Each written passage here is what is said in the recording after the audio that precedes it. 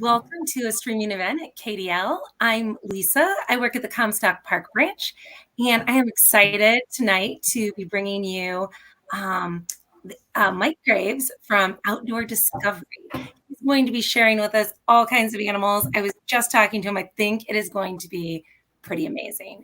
I want to remind you before we get started that our Summer Wonder is still going on. Keep reading, keep writing, keep doing all the things and filling out your Beanstack or your paper logs for Summer Wonder. You can check out everything that's going on this summer at kdl.org/summer to see what is happening. We have till August 7th to get your logs in and still keep participating in all the Summer Wonder events that are taking place at KDL. But for now, you're here and tuned in tonight to see this great event with Mike. So let's get started and see what he has got to share. Hey, Mike. Hey, how you guys doing? Good. Well, I'm going to pass this over to you, so take it away. Okay, thank you. Well, glad you had me here tonight. I have brought a ton of different animals to show you tonight. So tonight I'm going to talk about fur, feathers, scales, and slime. And basically we want to talk about the different characteristics, the different things you can see or observe different animals doing or having that help us to tell them apart. So specifically tonight, we're going to talk about 4 groups of animals, and all these groups of animals have a backbone. So I'm going to show you one thing here and see if you guys can see that. So all of the animals we're going to talk about tonight have a skeleton inside of their body. Now, this one, you may wonder, why am I holding it upside down? But if you look close, you might be able to tell what kind of animal this was. This was a bat, of course, and bats spend a lot of their time upside down. So it would look silly if I put it this way. So we're going to talk about mammals, birds, amphibians, and reptiles. Those will be the 4 groups of animals that we talk about this evening. And I've got stuffed animals, taxidermy animals, and I've got parts of animals, and I have a whole bunch of live animals to show you as well. So it's a pretty exciting night. So we'll start, and if you have questions, you can put them in the chat or save them till the end. We'll have a little bit of question time before we wrap it up. We're going to start with the reptiles. I like to start with cold-blooded animals. Now, cold-blooded animals are animals like reptiles and amphibians and fish. We won't get into too many fish. I probably have some fish hanging on the wall behind me. But cold-blooded animals are animals that rely on their environment to change their temperature. So, like I said, the reptiles, amphibians, and fish, on a really, really hot day, those animals have to take shelter either in the shade or under the water so that they don't get too hot. On a day that's kind of chilly, they're going to come out in the morning first thing and try to find a sunny spot to lay in so that they can warm up their bodies. Okay, so reptiles first. Reptiles, we have 3 different kinds of reptiles in Michigan. There's a few other ones around the world, but we have snakes, we have turtles, and we have lizards. And all of those animals, of course, have a backbone. We already talked about that. They're cold-blooded. Reptiles have dry, scaly skin. If you've ever held a snake or a turtle or something like that, you know that they have scaly skin. I said dry, scaly skin as opposed to slimy, scaly skin. What's a cold-blooded animal that has scales, but they're really slimy to the touch? All right, I will find it. Here it is. Here's the fish. Okay, so if you touch a fish, you know that they're really slimy. Now, can a reptile be wet? Yeah. We know lots of turtles and some snakes that live in the water, alligators, crocodiles, that kind of thing. But they don't have that slime covering their bodies like the fish do. So dry, scaly skin. Another characteristic of reptiles is that they're egg layers for the most part. Let's see. I think I've got some eggs here. Now, eggs of a reptile look a little bit different than a chicken. I don't know if you can see that. These are kind of soft. When these eggs are laid, they sort of look like, and these are turtle eggs, they kind of look like a ping pong ball, and they feel like a ping pong ball too. You could squeeze them a little bit instead of being hard like a chicken or a bird egg. So they're egg layers. A lot of reptiles make a nest, especially like our turtles. You may see turtles making nests this time of year. They'll lay those eggs in the ground, dig a hole, lay them in the ground, and then that's the last they'll ever see of those. Okay, so they make the nest and hope for the best. Okay, so let's talk about those animals, those three groups a little bit, and I'll introduce you to a few of our animal ambassadors here that we have. So we can start with turtles. First thing that makes turtles special, I guess, and different from the other reptiles is that turtles have this thing. Can you see that pretty well? This is a shell. Turtles have shells. And what does it do for the turtle? Well, it gives them some shelter. Is this something, now other animals have shells too, like a hermit crab, for example. Is this the same as a hermit crab? Not exactly. So this is part of that animal's skeleton. We can look inside. Can you see the backbone in there? This is connected to the animal. It's there all the time, and it grows with them.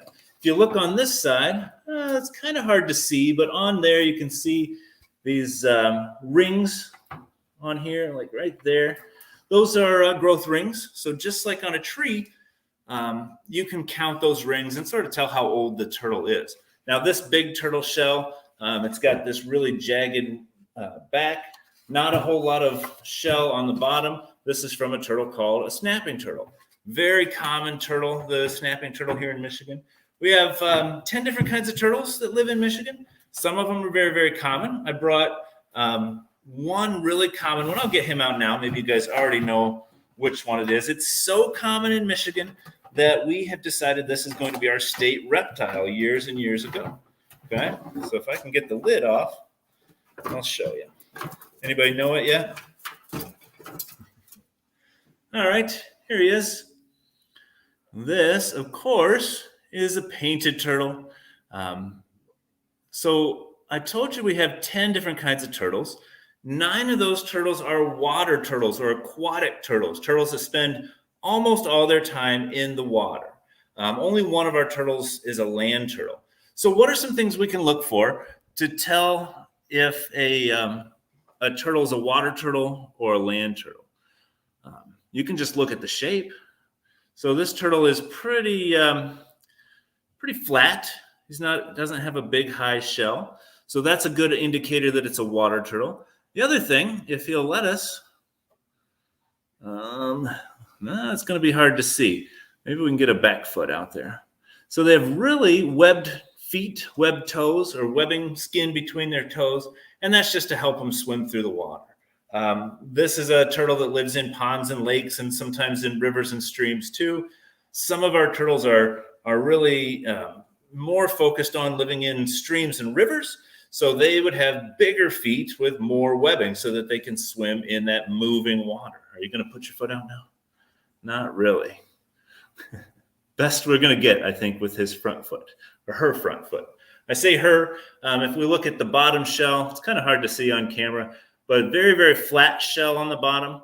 If this was a boy turtle, shell would be kind of caved up or curved up like this on the bottom.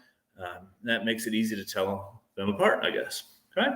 So painted turtle, very, very common turtle. This is a turtle that anywhere where there's a permanent body of water, if it's just a mud puddle or a wetland that kind of, like the rain we had last night, if there's water, but it's going to dry up in the next couple of days, you probably won't find turtles there. But this is one that you'll find almost everywhere in Michigan. Okay. Very, very common. All right. Now, the next turtle I got is another water turtle, but he's far less, not that they're uncommon. They're around. It's not a turtle that's endangered or threatened or anything like that. It's just not one that we see very often. So I'm going to get him out. He's kind of unusual. Should have brought a towel with me because he's kind of wet. All right. He's a little hard to hold on to. Can you guys see him at all? This is a turtle called a spiny softshell turtle. And spiny softshells, I'm going to kind of get him in there, and let's see if you can see his face a little bit. Oh, he's slippery. Kind of a cute little fella. I'm going to drop him. He's got this long nose so that he can use it like a snorkel. But the reason we don't see them very often is because when they're out in the wild, they like to hang out in kind of shallow water, and they'll get down on the bottom in the sand of a pond or in a lake or a river, and they'll get buried up in the sand, and then they'll just stick that long neck. We'll see if we can get him to stick his neck out a little bit farther, but they have crazy long necks, and they can, he doesn't like that at all, does he? And they reach that neck up either out to catch a fish or a bug that's swimming by, or they'll reach it up to the top of the water so that they can get a breath of air, and then they'll pull it back down and hide and wait for more food. So they need to hide from predators sometimes. This turtle, he's pretty small. They might be like the size of a dinner plate when they get full grown, and they just always have this kind of soft shell all the way around. The spiny part of that soft shell is right up here by the neck. This one's not very spiny. It's just got some bumps across the shell. Okay, spiny soft shell, kind of a cool one. Let's see if we can get a little. Oh, he kind of looks like he's smiling a little bit. Nice, cool turtle. Okay, so again, not a rare turtle. I mean, we have other turtles in Michigan that are more threatened, more in danger of going extinct, for example. The next one I'm going to show you is a land turtle. We only have the one land turtle that lives in Michigan, and it's called an eastern box turtle. And he looks a whole lot like this. Okay. Now, box turtles, like I said, are land turtles. So you can look at his shell, nice and high, not very good for going through water. And then, of course, if we can see his feet, you see there's no webbing there, and they're kind of built for walking, not for swimming. Okay? Box turtles are called box turtles because they have this amazing shell.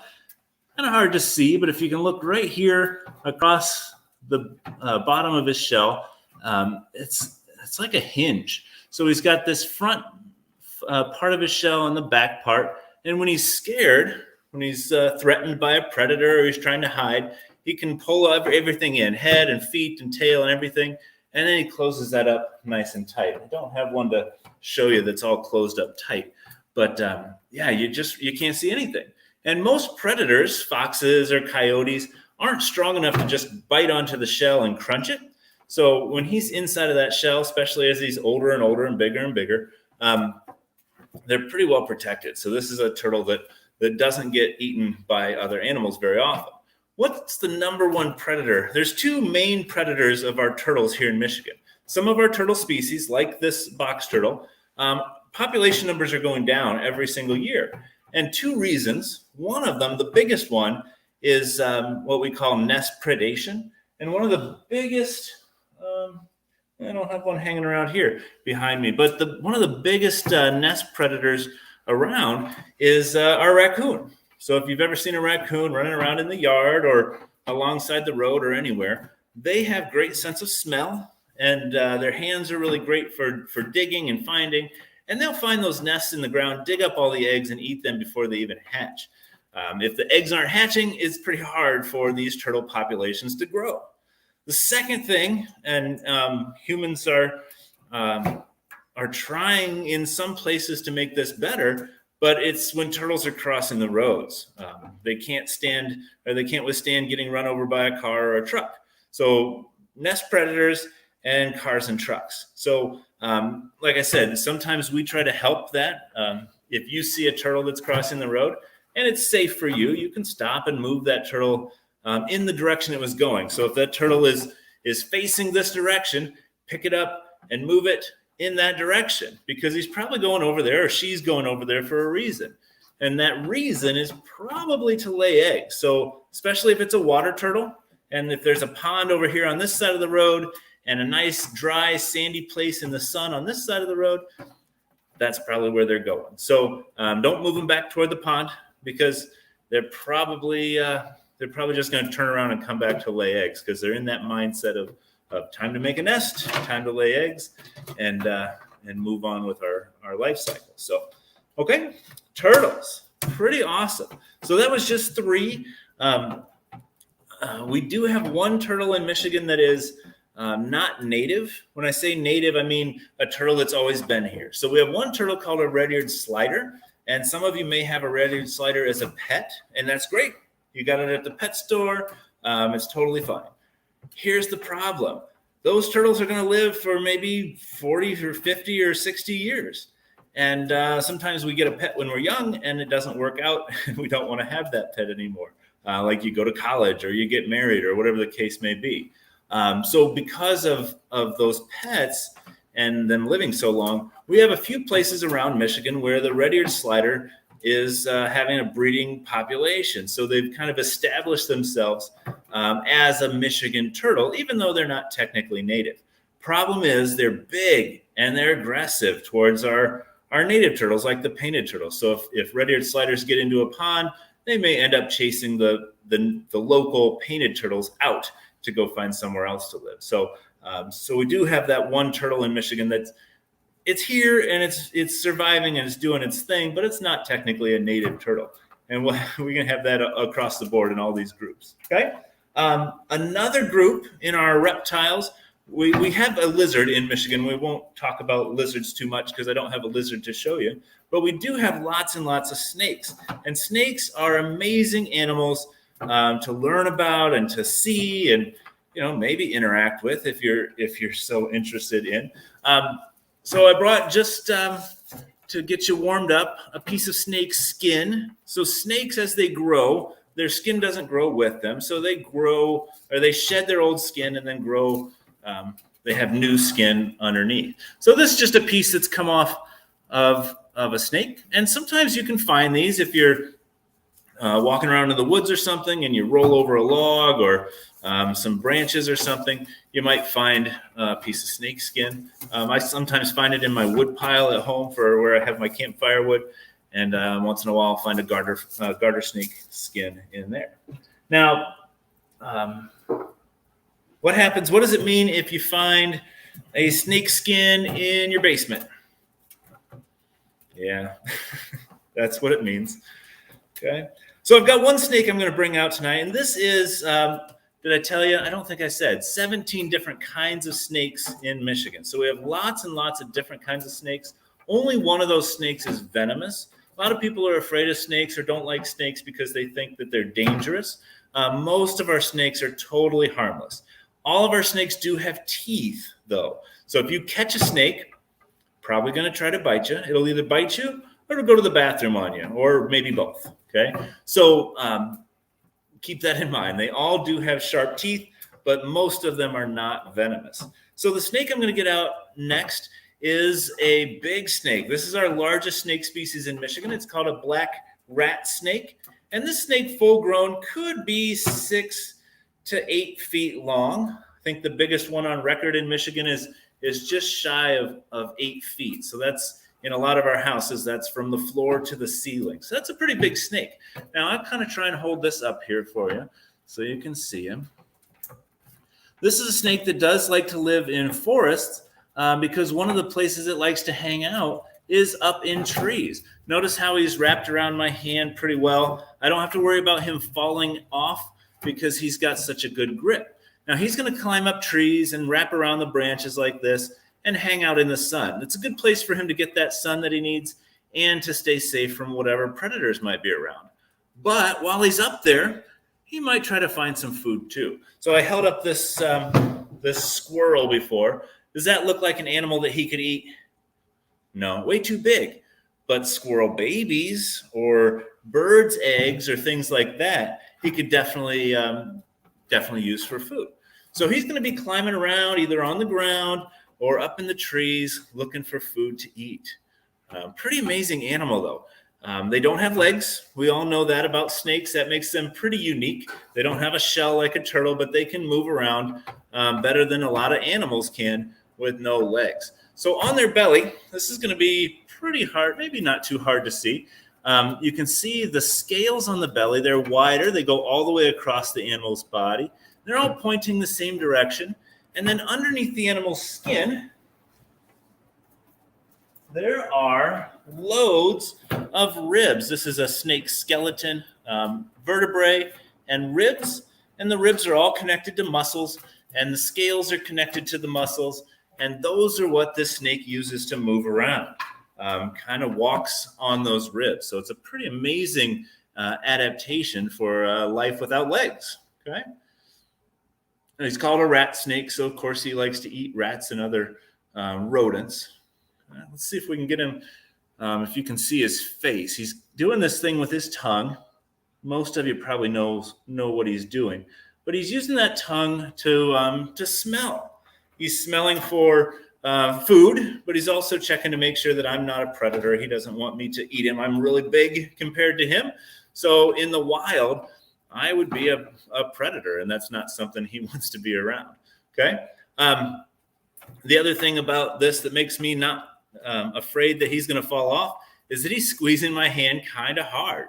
Not so much that I can't feel my fingers, but this is a constrictor. That means when he finds some prey, he's going to bite it, and then he's going to wrap his body around it and squeeze until that animal stops moving, and then he's going to swallow it whole. Down the hatch. Pretty awesome. So not a super common one. This is a snake that is having some trouble surviving. Number one reason why some animals,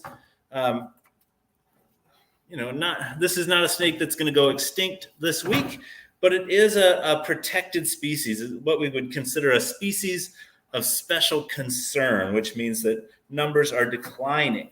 And it's declining mostly because of habitat loss. They have a preferred habitat of being in the forest, in the trees. And when we cut down trees to make places for us to live or places for us to shop or whatever, then that kind of destroys some of the habitat for these snakes. And then they can't find a new place to go, so they end up dying. So we have to think about these animals that are kind of in danger while we're working on projects, so that we can leave pieces of habitat for them to be in, even when we're building for us. Okay, snakes, awesome. I'm going over, so buckle up. Let's talk about amphibians a little bit. We have 3 different kinds of amphibians here in Michigan, and they're all super amazing. We have frogs, we have toads, and we have salamanders. Now, salamanders are one of those weird ones that a lot of people never get to see, or they, maybe they saw one, but they thought it was a lizard or something like that. But these animals are super cool. The word amphibian means 2 lives. It's Greek or Latin or something. But they have this 2 life cycle. The first part of their life is in water. All amphibians here in Michigan start their life as an egg in water. So in a pond, lake, stream, whatever the case may be. As they grow up, they change. They lose their gills in most cases. There are a few aquatic salamanders and aquatic amphibians that stay aquatic their whole life. But in general, they develop lungs and they leave the water as necessary. Okay. So I brought 2 of them. I brought a frog and I brought a toad. Now let's see if we can get him up in here. Whoa. Nope, he's moving. There she is. Nope, this is a boy, I think. So this is a green frog. This is a very, very common frog. Again, anytime you have a permanent body of water that's not just a puddle or whatever, then this is a frog that's going to be there. Very, very common frog. Now, this one, I don't know if you can see. No, it's kind of hard to see on the camera. But that round thing behind its ear or its eye, that's its ear. For this one, I said he because that ear is so much bigger than the eye. Very, very common to see that in frogs. So if you ever catch a frog and you want to know if it's a boy or a girl, a lot of people like to know, look for the ear. In this case, you can also sometimes look at the chin. He's got a little bit of yellow under his chin. Sometimes it's brighter yellow than that, especially during breeding season. But this is definitely a boy green frog. Okay. Lots of frogs in Michigan. Some of them are aquatic or frogs that spend most of their time in the water or near the water. And then we also have the terrestrial frogs. So our tree frogs and our spring peepers and wood frogs, chorus frogs, those would go to the water in the spring because that's when egg laying happens. and then they will move out into the forest or into your yards and things for the rest of the season. Another amphibian that's going to be in your yard all the time, except in the spring and in the winter, are the toads. Okay, so here's a toad. You can see this one. It's a pretty big toad. Okay, this is the American toad. We also have a toad in Michigan called a Fowler's toad, but this one is much more common. Okay, it's called the Eastern American toad, not Eastern toad. Anyway, some things that make toad identification easy. Look at all the bumps on this animal. Bumpy skin compared to the smooth skin of a frog. Can you see these big bumps? Those are actually poison glands. So this not only is an amphibian, but this is a poisonous amphibian. Now, what's the difference between poisonous and venomous? If this toad bites me on the finger, do I need to rush off to the hospital? No. Venomous animals, when they bite you or sting you or somehow deliver that poison, that's what we would consider venomous. I would have to eat this toad to get that poison. I'm not going to do that. You don't have to worry about it. Okay. So this is a pretty easy animal to find. You can find them in the yard, in the park, sometimes near water, but generally not in the water unless it's spring and they're in the water trying to lay eggs. Okay. And then, of course, those salamanders. Salamanders are really fun to find. A lot of times people will find them if you have a basement with egress windows, window sills, or window wells. In the springtime when it rains, the ground gets full of water and some of these animals can't stay. So they start wandering around and then end up falling in because they don't have very good eyesight. So that's one place you'll find them. Sometimes they'll end up in your garage during rain or, some places. If you're going out looking for salamanders on purpose, they do like to be underneath like half-rotten logs or other debris in the forest where they can stay underneath where that moisture is, where it's a little damp and dark, and they don't want to be under there, or they don't want to be out in the open so that they don't get eaten. Okay.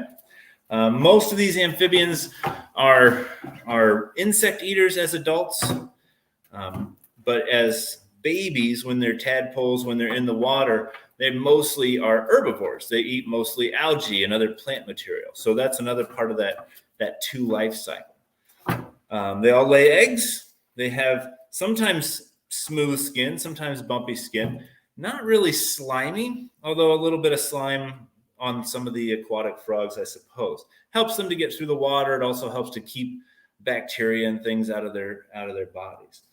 Their skin is permeable or semi-permeable. That means that if there's chemicals in the water, or if you touch them with sunscreen or bug spray or something like that on your hands, it can go through their skin into their body and make them sick. So if you see frogs in a body of water like a pond or a lake, that means it's probably not too polluted. If you see a pond with just nothing in it, no frogs or no fish or no anything, might not be a great lake to drink out of or swim in. So amphibians are a great indicator of a healthy habitat or healthy environment. Okay, doing all right? Got two more groups. These are going to be the warm-blooded animals. First group I'm going to talk about are the birds. I've got a whole bunch of birds here over my shoulders. You can see they come in a lot of different shapes and sizes. But what is it about birds, besides being warm-blooded? Well, I don't think we talked about what warm-blooded is. Warm-blooded animals can maintain or make their own body heat. So for us, our temperature is 98.6-ish. You might be a little high, you might be a little low, but that's where our body needs to be to function properly. If it gets too high, then you have a fever, you probably are sick, and that can be bad if it lasts too long.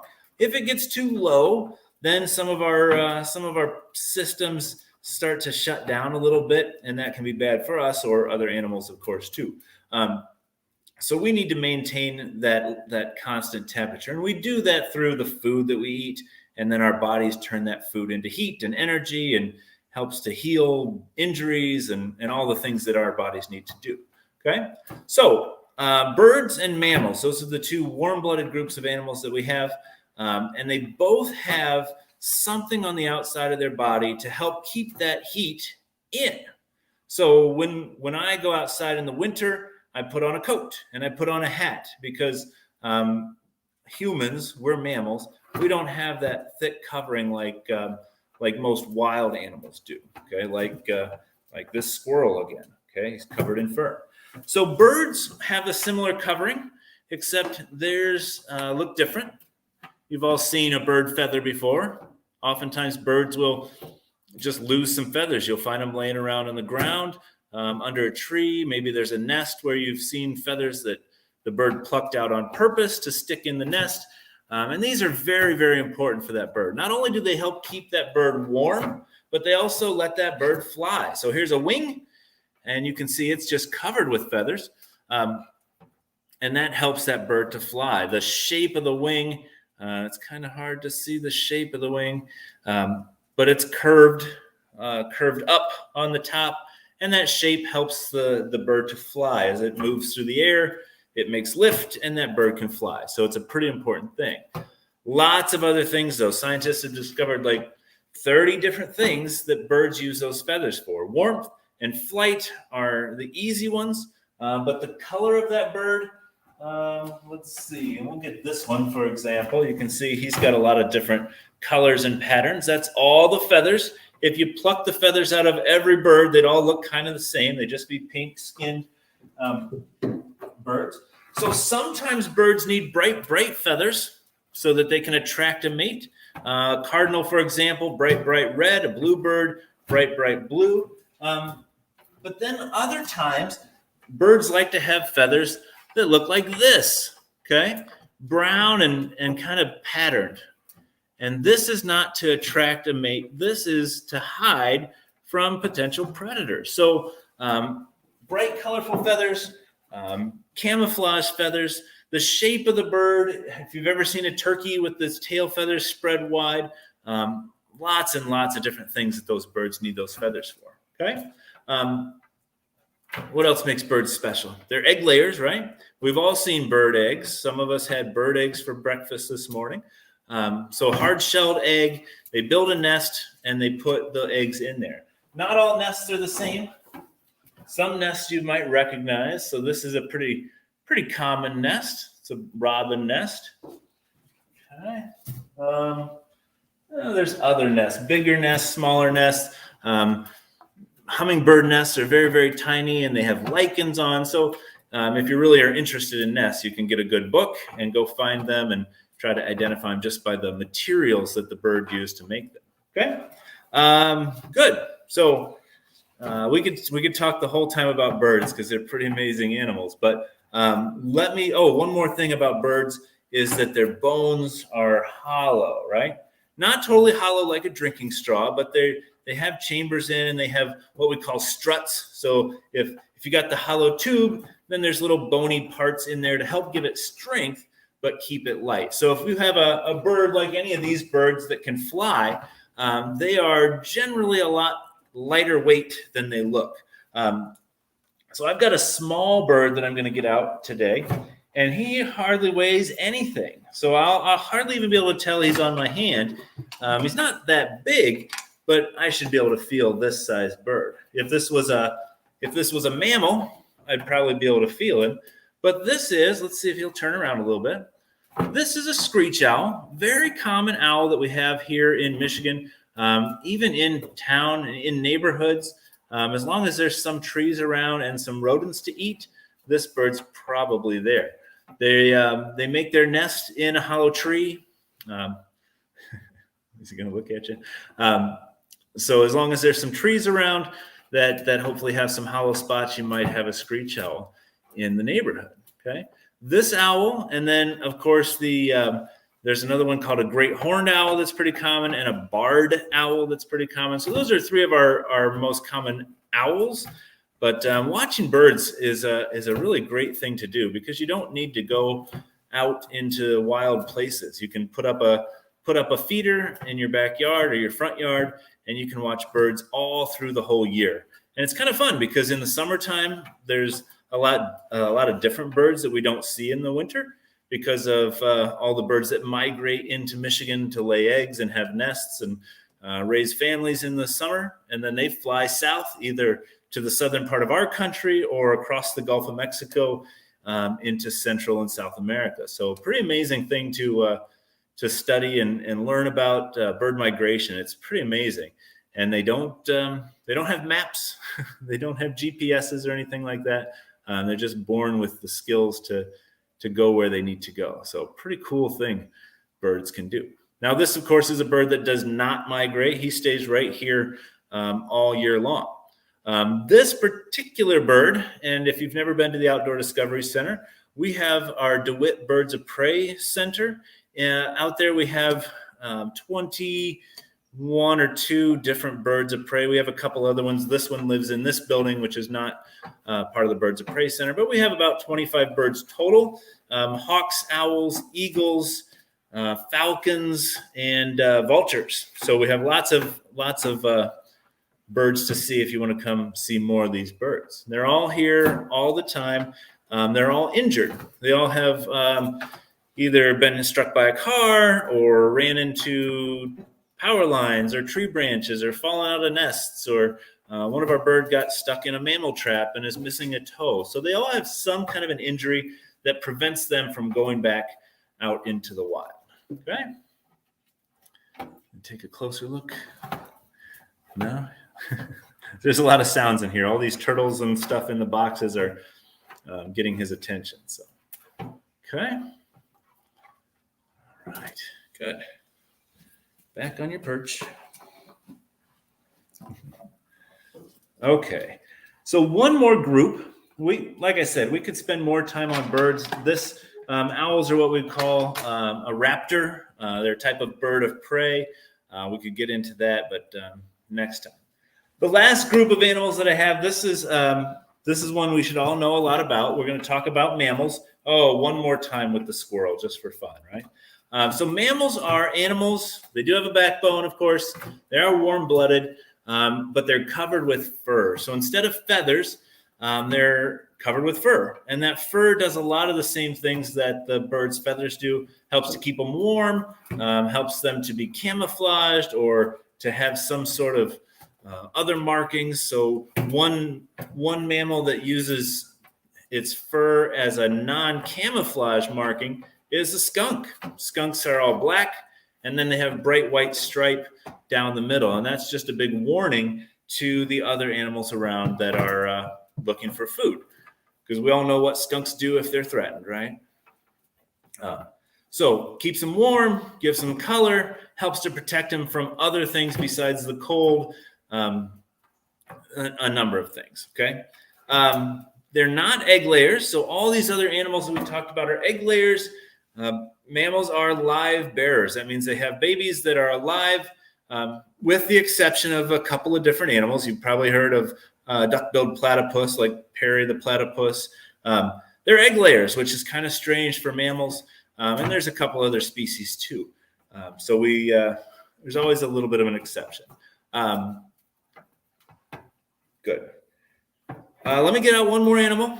This is kind of a weird one that you've probably heard of. Maybe you've seen one before. This is one that's pretty new to us. We haven't had him very long. Let's see if he wants to come out here. Oh, come on, buddy. Come on. Oh.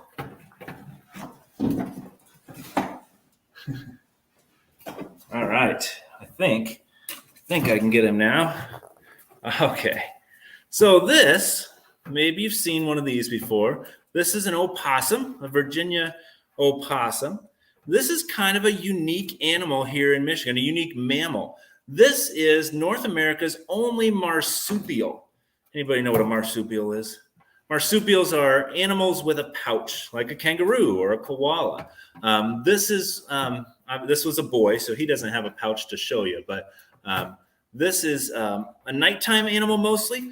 So they come out when we're all sleeping. So he's almost ready to wake up for the day.